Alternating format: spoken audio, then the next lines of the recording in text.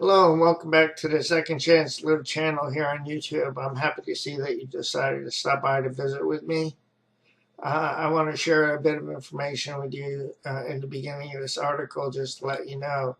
Several years ago when I set up my account with Google, I set it up under the name of Two Dog Bull. When I started doing these video presentations, I attempted to change the title of my channel to Second Chance to Live. However, I wasn't successful. So what I do now is I put Second Chance to Live at the beginning of each of the video presentation titles to help you understand that the video presentations are connected to Second Chance to Live, my website that you're encouraged to visit and read articles from, as I believe you'll be able to identify with me.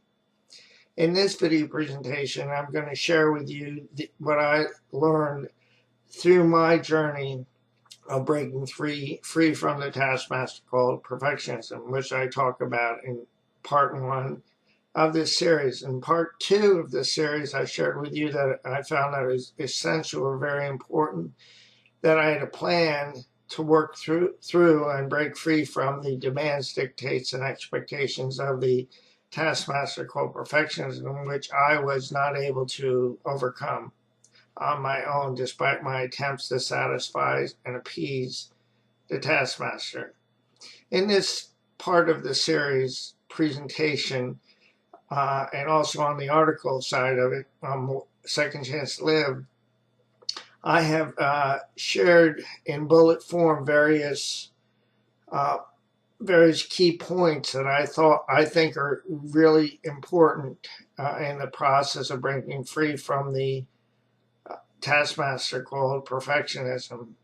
So what I'm going to do in this presentation and in tomorrow's presentation on the fourth part of the series is I'm going to be reading to you several of the bullet points that I developed in the process of this series, designing the series to share with you in article and now in video presentation form.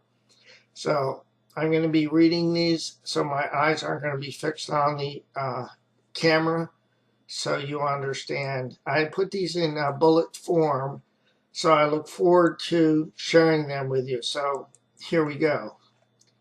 I believe you'll be able to identify with me.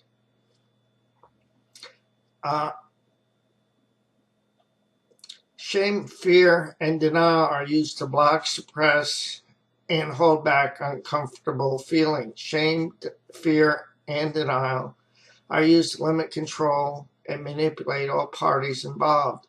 Shame convinces the individual that they are a victim. Second point, shame is used in either an overt or covert way to keep the person from feeling what is considered to be a threat to them, because it stirs up more shame in them.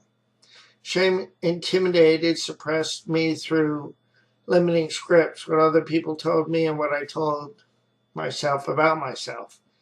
I wrote an article several years ago called Who is Limiting You? In that article, I present a list of different limiting scripts that I told myself, and other people have told me that they told themselves. So I will include a copy or a link to the article, Who's Limiting You, in the description part of this YouTube presentation. So look for that under the description part of as you go to YouTube, you'll see it. So shame told me in various ways that my good was not good enough. Shame kept me feeling helpless and drained of my spiritual and emotional energy in my attempts to overcompensate for feeling like a mistake, to avoid being shamed. Shame kept me in a state of hypervigilance, walking on eggshells. Shame interfered and stymied my ability to trust. Shame kept me in fear and isolation.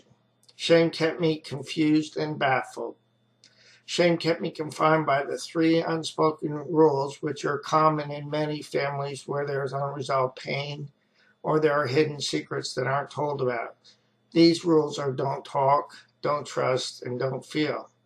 Shame perpetuated criticism and judgment, which I in turn used to judge my efforts. As my efforts were judged by the taskmaster and myself, I found that taking risks was not safe. With ongoing criticism, I developed a fear of failure. Next point, shame kept me isolated and alienated from both myself and other people. Shame interfered with my ability to ask for help because I felt alienated from God, other people, and myself. Shame consequently kept me anxious, both anxious and depressed. Shame manipulated me by my fear of abandonment, because I did not know how to have a relationship with myself.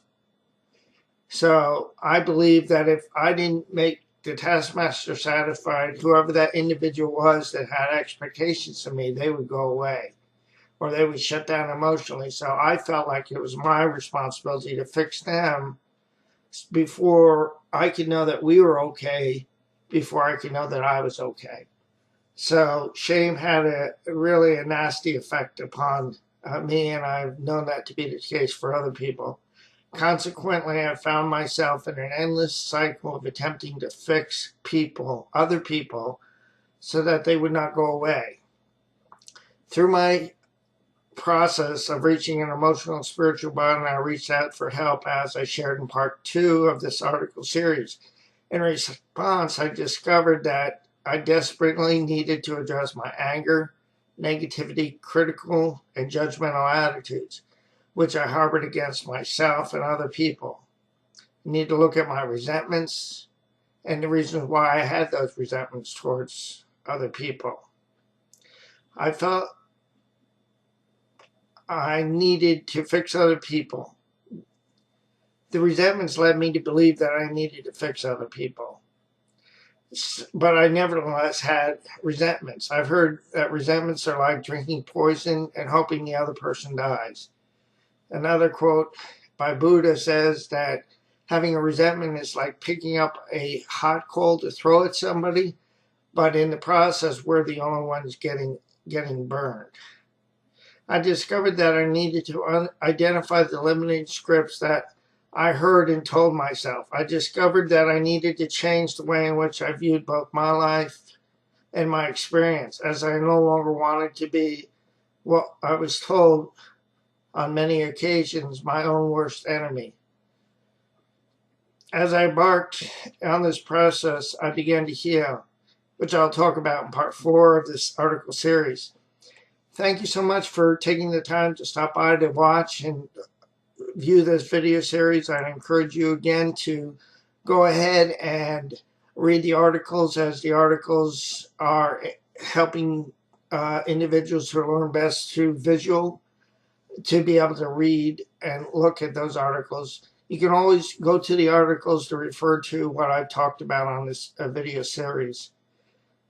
Let me encourage you with this, my friend. My experience has taught me that I need to be kind to other people, because as I treat other people, I treat myself invariably. So my encouragement to you is be kind to yourself and be kind to those around you. I'll say so long for now.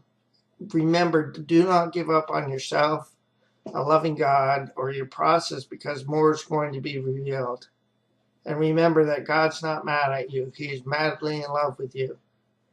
So in the event that you have questions or want to leave a comment for me, please do so. I look forward to hearing from you, and I'll get back to you as soon as possible.